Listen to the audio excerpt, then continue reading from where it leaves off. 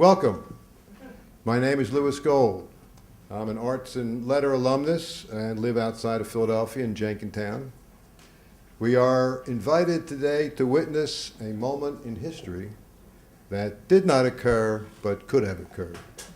It is my pleasure to introduce the cast of today's trial. Dr. Mark E. Neely, Jr. is the McCabe Greer Professor of the History of the Civil War era at Penn State, a specialist on Lincoln, on the constitutional and political history of the era. He will portray President Lincoln. Dr. William Blair is Professor of American History, Director of the Richards Civil War Era Center. He is currently working on a study of treason during the era and will play the role of the House manager who prosecutes the president. Dr. Karen Fisher Younger is Managing Director of the Richards Center and lecturer in United States history. She is working on a study of black and white Northern women in the colonization movement before the Civil War. She is the defense attorney. Larry Brown will be hearing the trial as Chief Justice of the Supreme Court. Before Larry's elevation to this high court, he was a founding partner of the Philadelphia-based law firm Brookman, Rosenberg, Brown, and Sandler. He earned his BA in history at Penn State and his JD at Villanova Law School. It is important for you to know that the History Department does not intend by this to tarnish the reputation of President Lincoln. This is simply an exercise by which we can consider Lincoln's leadership and understand the deep issues he confronted and adroitly handled. The department seeks to shed light on some of the actions of the president that he took to hold the Union together. Many were controversial even in his time and the object of substantial criticism from his political opponents. One, that the president unconstitutionally declared martial law, suspended the writ of habeas corpus, and tried civilians in military courts when civil courts were functioning. And secondly, that the president issued the Emancipation Proclamation, overstepping his power and violating his duty to protect property. As with all trials, my instructions to you are to keep an open mind, listen to all the testimony before reaching a decision. We can proceed. We would like to call to the stand the President of the United States, Abraham Lincoln. I have posted Government Exhibit 2 up there for you to see. It is a selection from the writings of Justice Story. Are you familiar with the passage? I am. Justice Story in this particular passage locates the power to waive habeas corpus with the Congress and not the President, right? That's Mr. Story's opinion. Before you issued your letter to Scott of April 27, 1861, that suspended habeas corpus, you, as a good chief executive, sought opinions from your advisors. I did. You were reminded about Justice Story's statements? I was. Even though you had this background, you still unilaterally issued the order of April 27, 1861 to suspend habeas corpus.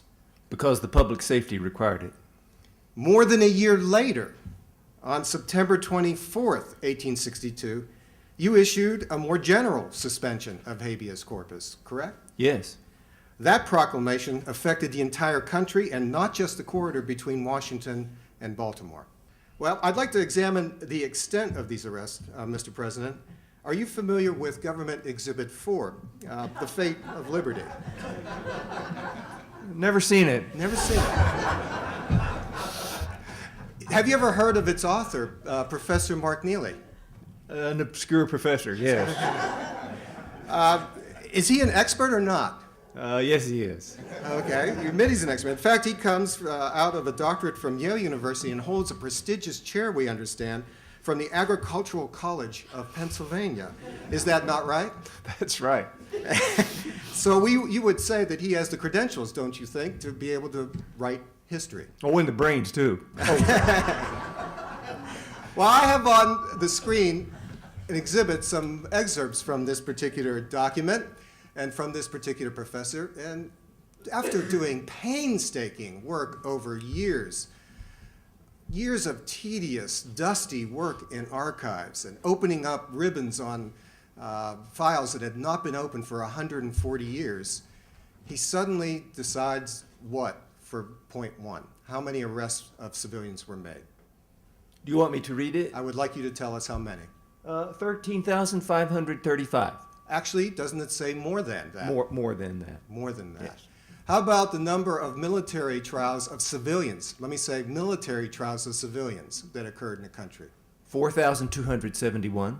So 4,271. This is by far and away in areas too where military courts function.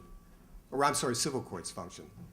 Sometimes, I suppose, yes. Okay. I think I'd like to turn to the second article of impeachment that deals with emancipation. On May 25th, 1861, Lieutenant John Merriman of the Baltimore County Horse Guards was imprisoned in Fort McHenry. You were made aware of this arrest? I was eventually, yes. Merriman had no chance to confront his accusers in civil court. Is that right? So I understand. His attorneys requested that the court would issue an order of habeas corpus, meaning to produce the body of Merriman in federal court, right? Mm-hmm.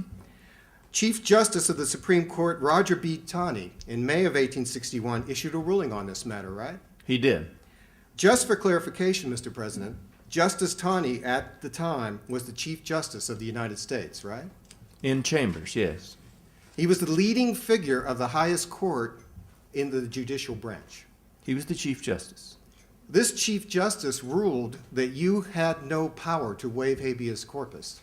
Mr. President, the prosecution has made much of the idea that as president, you did not have the authority to suspend habeas corpus. But does the Constitution anywhere specify who has that authority? No. The United States Constitution does not say. It does not expressly grant the power to Congress, nor does it grant the power only to Congress. It stipulates only that the writ of habeas corpus shall not be suspended except in cases of rebellion and invasion when the public safety requires it. The most important source of constitutional meaning inheres in the text, and the text just doesn't say. The clause doesn't say a word about Congress. So, who is best to judge the public safety when Congress is not in session, as it was not in session when Fort Sumter was fired on and when Washington was threatened by rebel forces? Surely it's the president. When Congress came into session on July 4th then, afterwards, did it censure me for acting? No. Instead, it voted men and money generously as it could for me to fight the rebellion, period.